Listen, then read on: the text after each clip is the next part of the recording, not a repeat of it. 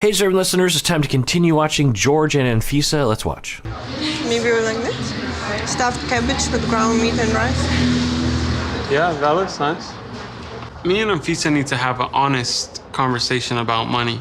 She wants an expensive dress and an expensive ring, and right now I'm just not in the position to get both. Okay, good. So last we left off, they were looking at engagement rings, and she wanted, what was it, like a $40,000 ring or something, and he said he wasn't being able to afford that. She said she wanted, or was it $40,000 wedding dress? I forget. Anyway, it's very expensive, and apparently he has money, but maybe not that much, and so they're going to have a conversation. And we've seen this sort of conversation on the show before. It doesn't usually go well, but the template, if I were there, that I would recommend would be both of you have power, your money is shared, or I guess I would start from the beginning and say, how do you want to have the power? Do you want to share the power? Do you want one person to be in charge of all that stuff? But either way, they both have equal power overall, whether or not one person's in charge of the money and the other person is in charge of other things. But when it comes down to expenditures, most couples will say, yeah, it's 50-50. So how can they discuss things in a way that reflects that 50-50? Now, because of sexism and traditional gender roles, often, as is shown on this show, the man, it's like he treats the woman like she's a child, and he's the father who has the money, and she has to beg for things. And also she often is not talking about budgets. Now, we saw in the most recent 90 Day Fiancé season, which the gender roles were reversed with Kara and Guillermo. So it's not always that way, but there's a lot of factors playing into this sexism. And of course, I've talked about George's exhibited sexism earlier in the season. We have such a short, limited amount of time, and the budget has to be in a reasonable means. So it's either going to be you compromise on the dress or you compromise on the ring. Why don't you compromise? Why don't I compromise? Yeah, maybe she's entering into a negotiation. She wants the expensive dress and ring, and she says, maybe you should sell your car. Okay. I mean, yeah, there's nothing wrong with having a conversation like this. Let's talk about our lives together, our finances. And so far, it's fine, I guess. should sell your car. Yeah, maybe, but you have to be reasonable. Happy wife, happy life. Yeah.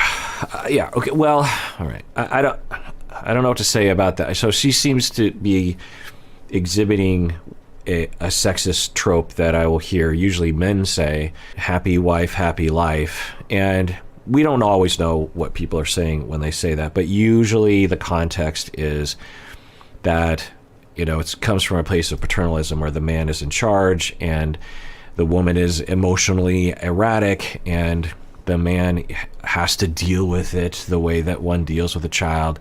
And the man tries to please her, because she's very hard to please. And so, you please her, and then she's relaxed, and then you can go out with your buddies and drink beer. It's usually in that, or some version of that sort of context, which is, if people want to live that way, that's fine, right? It's all about flexibility. If in that situation and heterosexual couple, people are living that way, we don't know necessarily if it is a manifestation of patriarchy and sexism. I mean, it definitely would have elements of that, but we wouldn't know if both individuals felt they were beholden to those roles, because you might find for yourself in a relationship that your preference might be to fall in line with certain traditional gender roles.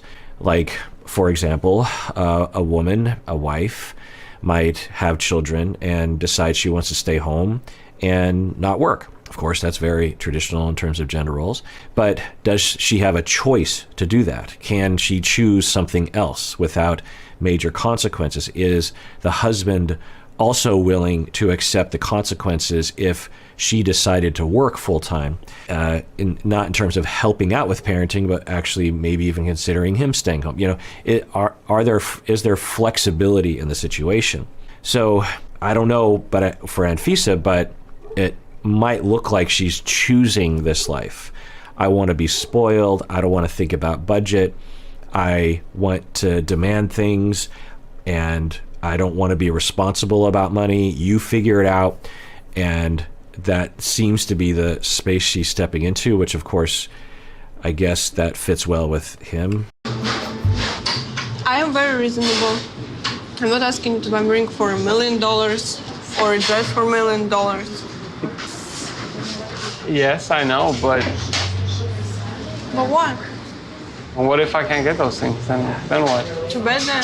Yikes. Yeah, that's what I thought this was going in. I mean, if someone talked to anyone I knew, let alone me, in this way, I'd be like, yeah, I'm out. Like, what? I can't afford it. And then you say, too bad then?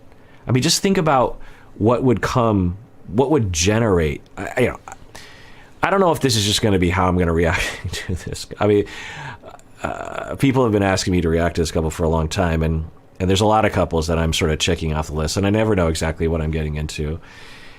And I don't know. Let's have some hope. Maybe she'll turn this around. Maybe she's just playing a joke. He says that my expectations are too high, that I want too much, but that's what he promised me when we just started dating. So obviously I'm gonna expect it. Yeah, I mean, sure. If he promised when they first started dating, before she came to the States, and that was misleading, then yeah, you would have some level of beef with him on that.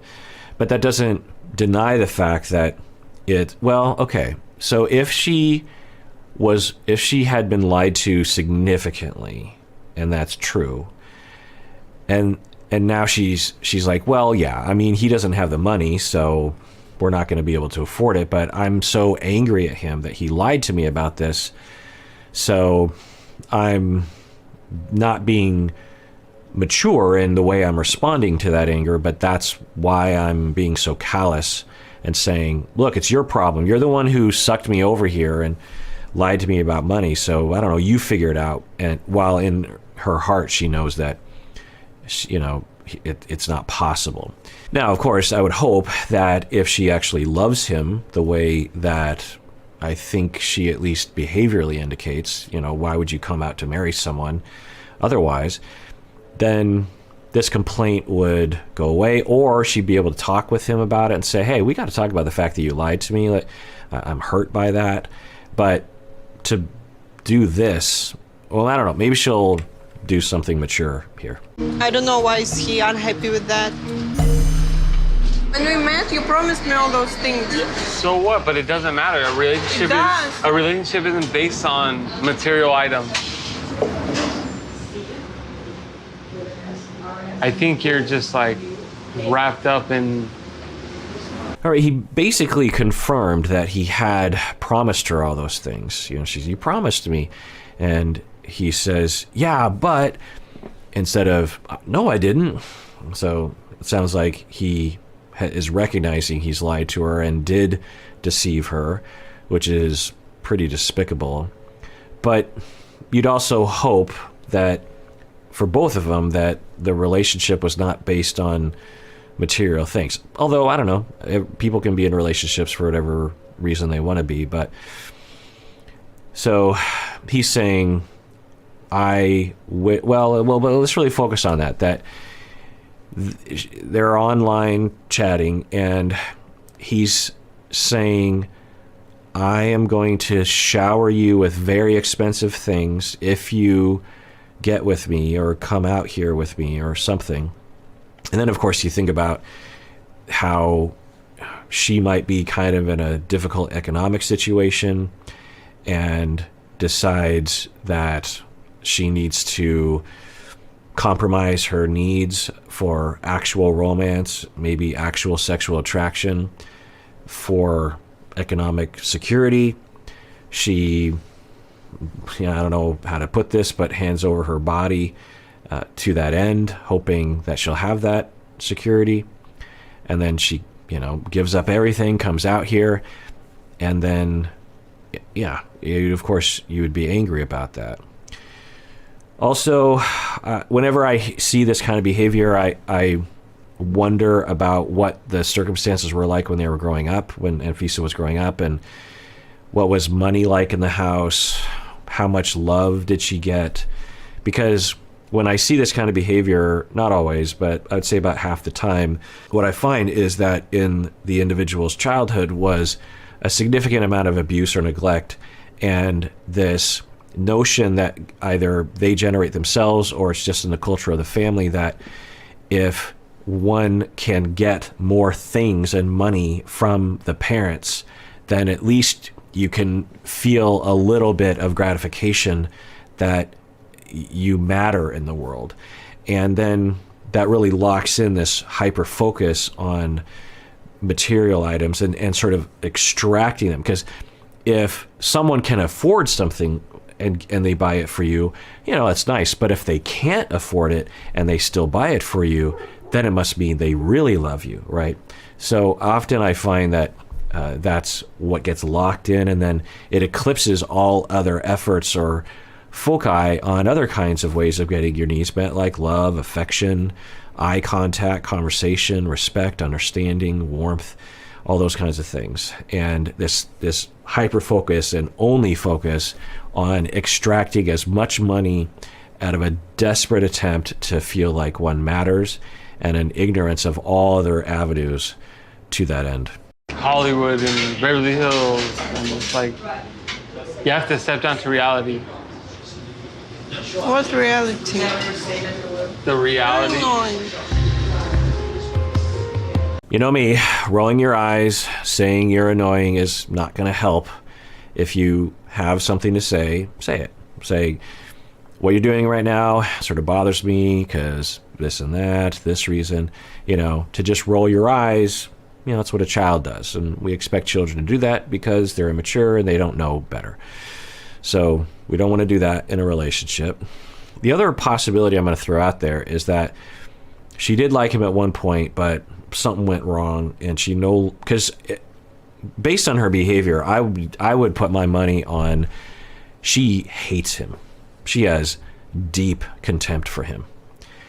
And either she's prone to that in general, or the relationship has gone sour, or we don't really know what's going on behind the scenes, or we don't know the extent to which he lied to her, or she has something else going on, distorting something. But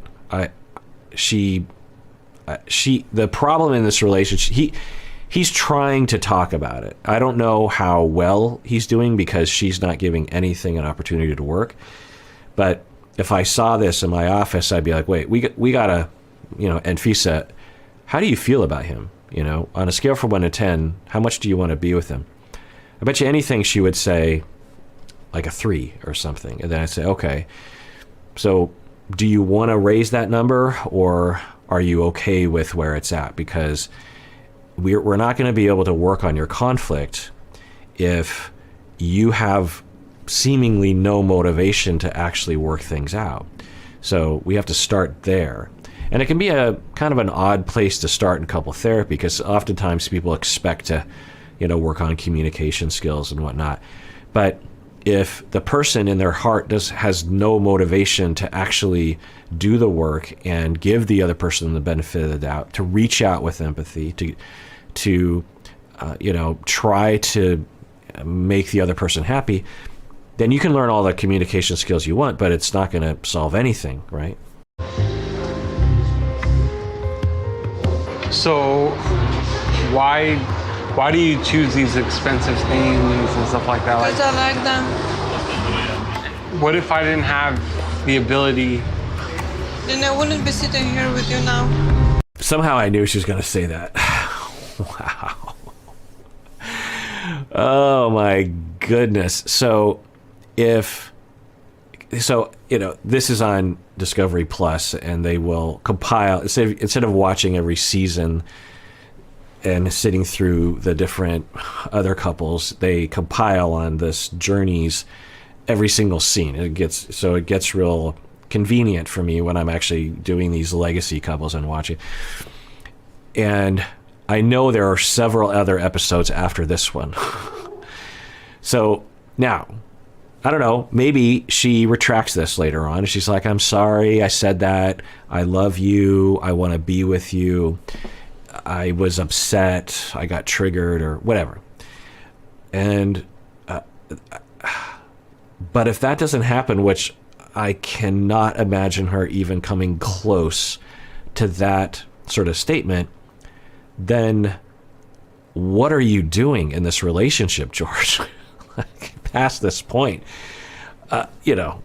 why? Now, then you say, well, maybe he is desperate, and maybe he's willing to give up almost everything else because he wants to have, someone on his next to him that makes him look good. There are a lot of people like that who they're very interested in how things look to the outside for various different relational trauma reasons. And they want the nice car, they want the nice hair, they want the nice everything, including the nice partner. And if you're a heterosexual man, you want, the trophy wife, so to speak. So, or he's still in love with her. But, I mean, it's so often on this show, we dance around this dilemma of, so if I weren't American, or if I didn't have money, would you want to be with me? And we don't often get an answer to that. Think of Danielle and Muhammad, right? Some people have questions about Muhammad's motivation, at least around the time of the wedding, but maybe even from the beginning. And that was a lot of people's assumption. Muhammad was never into it. Danielle and all of her people, that's what they believe. But Muhammad has never indicated anything other than he was honest about it from the beginning. And so we'll never know. But for someone just to come out and say this, that you told me you had a lot of money, that's the only reason why I came out here, and if you can't afford these mega expensive things, then you're done. Well, I'm done with you. I'm only here because of the money. I'm not here because of you. Wow. I mean, okay. Now, I don't know about Anfisa. This could all just be a big show. It could all just be faked. She wants to be on a show. He wants to be on a show. Who knows? But if I heard if I saw someone in real life acting this way, the way Anfisa does up until this point, I would wonder about psychopathy, the callousness, the lack of empathy, the using other people to your own gain, the just complete lack of remorse. I mean, just imagine saying that to someone, that we are going to get married, and the only reason why I'm with you is because of your money. I don't like you. I would leave if you didn't have money. Just imagine thinking that, let alone saying that right to someone's face without a massive apology. You can imagine someone saying, you know what, I'm really sorry to tell you this, but I think I'm only into you because of them. At least some level of remorse. Now, I suspect that this scene and other scenes are manufactured to some degree. So I'm not saying that Anfisa is a psychopath by any means, because I wouldn't be able to diagnose from afar anyway.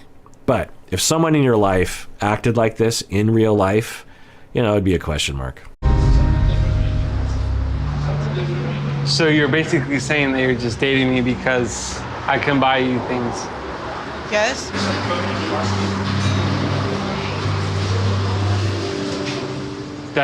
That's not right. I don't think that's love. Yeah, most definitions of love do not include. Let's look it up. What is the definition of romantic love? Because George could Google it. It's not that hard. Often regarded as different from mere needs, romantic love generally involves a mix of emotional and sexual desire, as opposed to platonic love. There is often initially more emphasis on the emotions than the physical pleasure. Huh?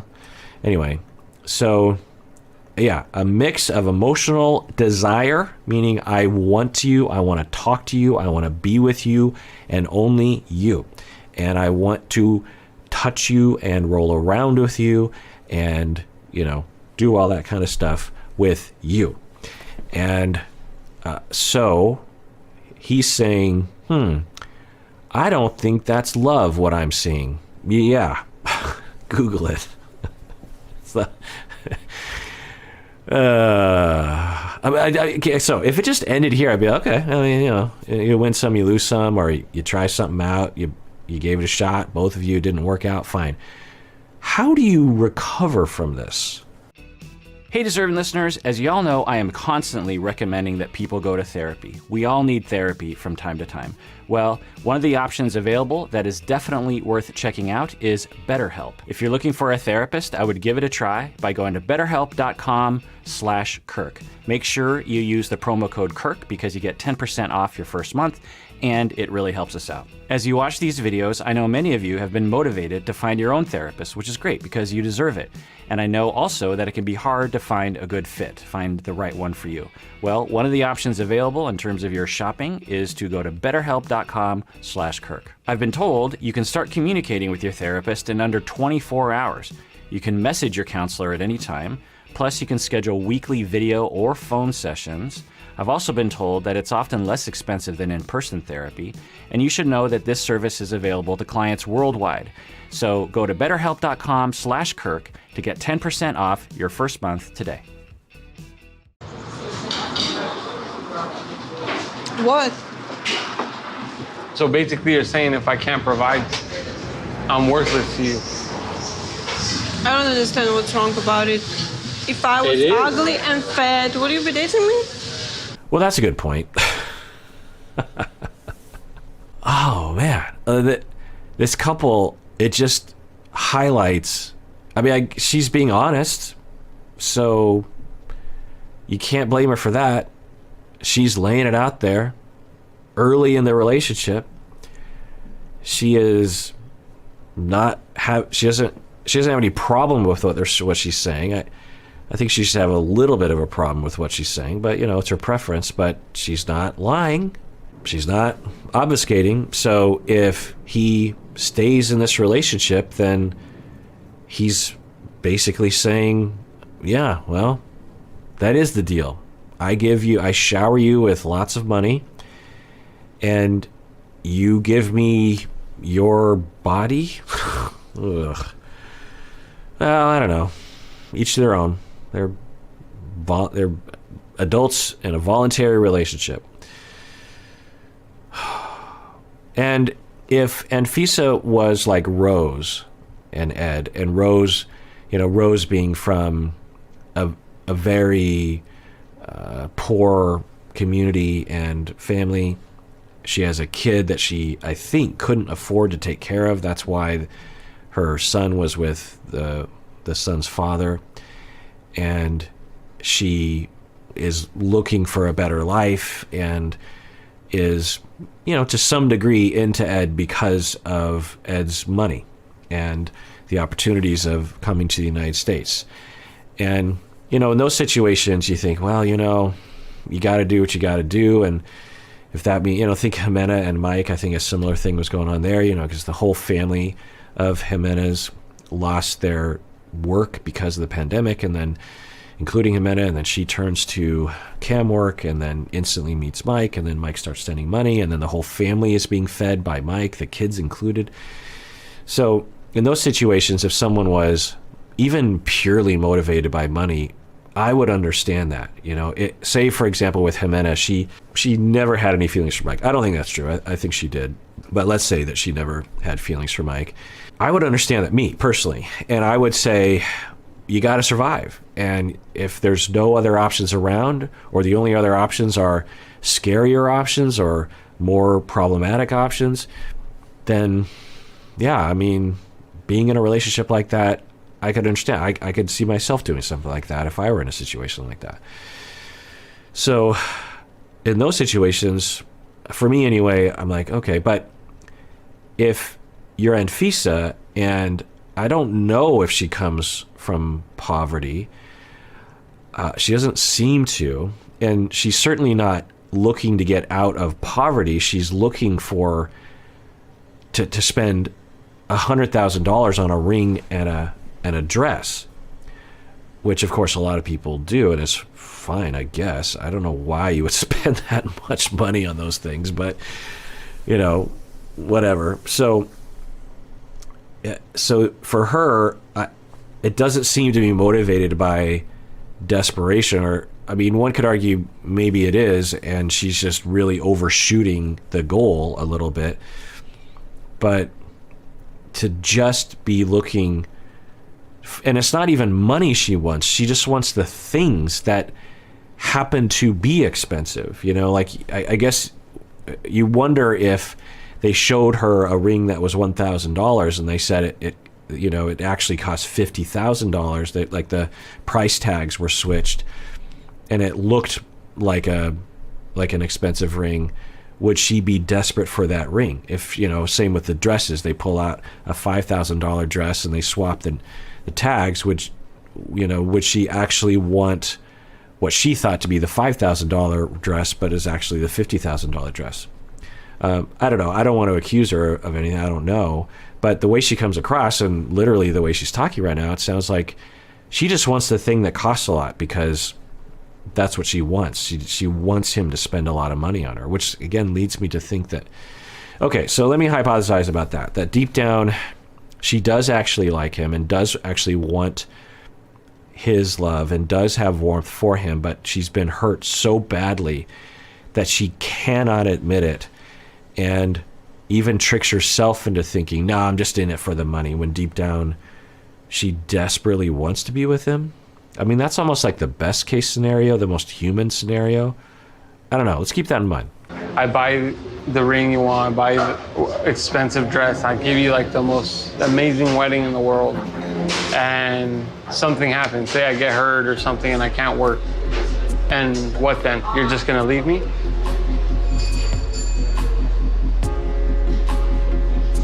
Okay, so she didn't answer that question. I mean, it's so weird. It's almost the way the internet talks about gaslighting, and I guess you could almost apply it here, or at least what we call normalcy drift, in that sometimes, like in a family where there's a lot of abuse or a lot of anger or a lot of drug use or a lot of abandonment or something, there can be this slow drift of what seems normal to this other zone that never would have seemed normal to you to begin with. And with her behavior to this point is so outside the norm that when I saw that because if I just saw that interaction and hadn't seen, if I saw this interaction with any other couple on 90 Day, honestly, my jaw would have dropped, because he just said, so if I buy you all these expensive things and we get married and you're satisfied about that, but then I completely lose my ability to earn money, then what? And the other person says nothing, because of course you would hope someone would say, well, I'd go to work and I'd support the two of us, or I'd make do, or whatever, because I love you, or something like that, right? That's what, I don't know. Anyway, so, but she didn't say anything. So to me, I'm like, oh, that's kind of a win, because I thought she was going to say, well, I'd leave you. So it's kind of a warm thing that she just said by not saying I would leave you. But of course, she didn't say anything in the affirmative of I would stay with you. I mean, just imagine your partner says that to you. You know, like if I said that to my wife, I'd be like, yeah, you know, if I become disabled somehow and I can't work and I can't earn money, would you leave me? And she just looked at me with this blank face, like, you know, be like, wait, what? You know, so now, best case scenario, she has been hurt a lot and she has a very childish way of protecting herself. I'm beautiful and I like nice clothes, nice shoes, nice purses. So I expect him to pay for all that. So we could talk about narcissism, we could talk about childishness, but yeah, just that statement of, well, I don't know. Is this how the world works? Because I feel like there's a whole class of people that this would make even more sense to. It, of course, makes zero sense to me. But this idea of, well, yeah, I mean, she's beautiful. So, yeah, makes sense, you know, that she would get what she wants, that she would have she likes expensive things. And so, and she's beautiful. So what are you going to do? Like, I feel like that notion is out there. I don't know about Russia, but I feel like that notion is out there enough that that attitude isn't that strange. But,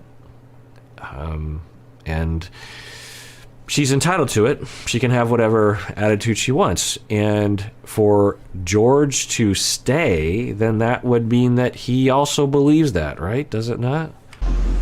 You keep wanting more and more. Like, when is the end? Never. After you want something, you're gonna want something else. And after you get that, you're gonna want something else. Yeah. Like, there's never gonna be an end to it. So she's clearly just trying to get rid of him, right? I mean, there's zero reasonableness and zero attempt to try to say anything that would be reasonable to him. Like, yes, it will never end. You will buy me expensive things, and I will bother you constantly and punish you emotionally abuse you. I don't know if I want to go that far. I need a constant supply of tens of thousands of dollars worth of items that I think I want. So, yes, it will never stop. I can make some sacrifices on my end, but really, if I buy those things, like, I'm gonna just regret it because I'm only making sacrifices for the person that I love. But if they don't love me back, then why should I make that sacrifice? Yeah, but now, like I said, maybe she'll make up for it, and it will, you know, she'll warm up and give him a reason to stick around. If she doesn't, then yeah, why would he stick around? I don't know, this is frustrating. Like, it doesn't even seem like you're really ready to be in a committed relationship, let alone married. So then what are you even thinking? Like, is this a joke to you? Nothing. I'm thinking I'm gonna go back home. Yes, go back home. It's clear you hate him, or you give all the indications. You're certainly not afraid to communicate just absolute contempt. I mean, you wouldn't treat someone that you didn't know this way, right? So, yeah, just go back home. Yeah. But I think I'm gonna have to. I don't think he's gonna go back home because there's a lot more episodes, and ugh. I told George that I'm going to go back to Russia, and I'm really thinking about it because life here is very different, and it's hard for me to adjust. Well, I'm not gonna stop you. She said, you know, life here is very different than ... Does she mean the way he portrayed it to me, or the fantasy I had about America before I came here? I don't know. Because obviously you don't even care. You're not gonna stop me? What do you want me to do? You don't take me seriously. Wow. Maybe I'll go home. And he's like, I don't know what to do, because he's just trying to hold on, and I think. And then she says, "You're not going to stop me?" Oh, wow, that's pretty awful. Just imagine your partner saying that, you know, because again, I think there's this drifting normalcy with her where it's like, well, yeah, I mean, that's what Anfisa does. But just imagine your partner says to you, when after they're demanding that you spend money you don't have, and they say, "I'm only in this relationship because of your money," and they're like, "Yeah, I think I'm going to leave you," because essentially say, "I think I'm going to break up with you. I think we're done. I'm done with you." And you're just getting all that negativity and harm happening to you.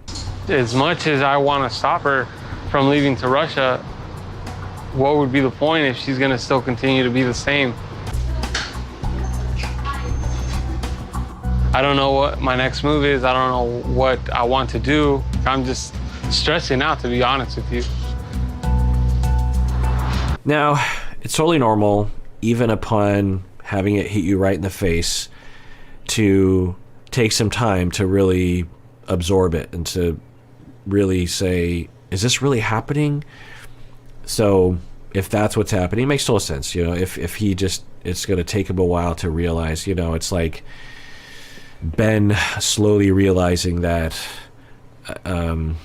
Mahogany isn't really into him. You know, it takes a while, and people will often comment and say, like, he's, you know, Ben's an idiot for not, you know, early in the season, Ben's an idiot because he should know and just go home. And I'm always like, well, yeah, I mean, he's a fool for believing the things that he did, but he did unfortunately fall in love with her based on foolish naivete. But he did fall in love, and it takes time. So if he's in love with her, you know, it would take time to recover from or to fully absorb reality. So maybe that's what we're seeing.